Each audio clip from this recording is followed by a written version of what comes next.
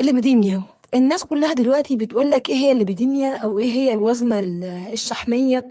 وهل يا دكتور كل معنى ان انا عندي سمنه ان انا عندي ليبيديميا؟ لا.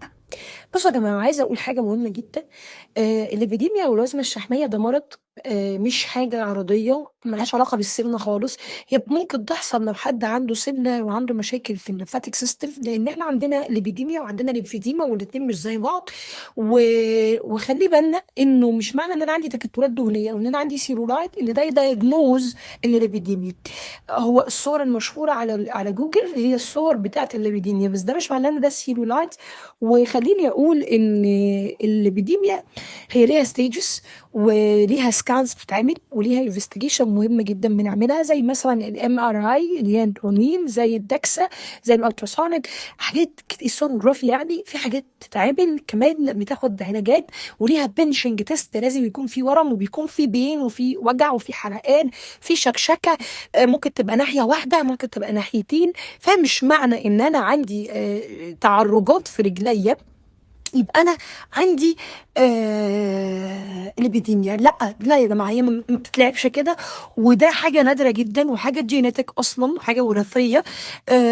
ولو حد عنده ليبيديميا ما بنعملوش جلسات تخسيس خالص، بنعمل له بقى دايت مضاد للالتهاب، انتي انفلاماتري دايت، وبنعمل له فيزيوثيرابي عشان يبقى كويس. انا طبيعي. طيب، احنا لما بنشتغل مع حاله بيبقاش عندها ليبيديميا، حاله بيبقى عندها سمنه وعندها تكتلات دهنيه حاصله او عدم انتظام في ترتيب الخلايا الدهنيه، بلس يمكن عندها سيلولايت او عندها ترهلات. فبلاش ندمج الاثنين. طيب، هل تاني عشان دي مهمه جدا، هل الليبيديميا كومن؟ سنوت، مش كومن خالص يا جماعه. وزي ما قلت ممكن تبقى ناحيه او ناحيتين. اتمنى بس كده نبطل السيرش ونشخص نفسنا ان احنا عندنا حاجه هي مش عندنا ونبدا نمشي فيها.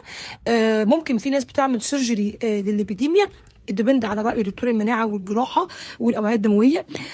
كمان التخسيس أو الجلسات الموضعية هي بتبقى معمولة للناس اللي ما عندهاش ليبيديميا. يعني احنا مش بنعالج ليبيديميا بس لما يبقى عندك ليبيديميا، مش لما يبقى عندك سيلولايت أو عندك تخسيس أو عندك سمنة، أو مثلا السيلولايت عندك من جريد 4 وحضرتك بتقولي إن ده ليبيديميا. لا، هو احنا نشخص صح بس الأول وبعدين نقول احنا هنتعالج ازاي. من كل فيديو مفيد نعمل شير لاصحابنا، واشوفكم في فيديو جديد. باي باي.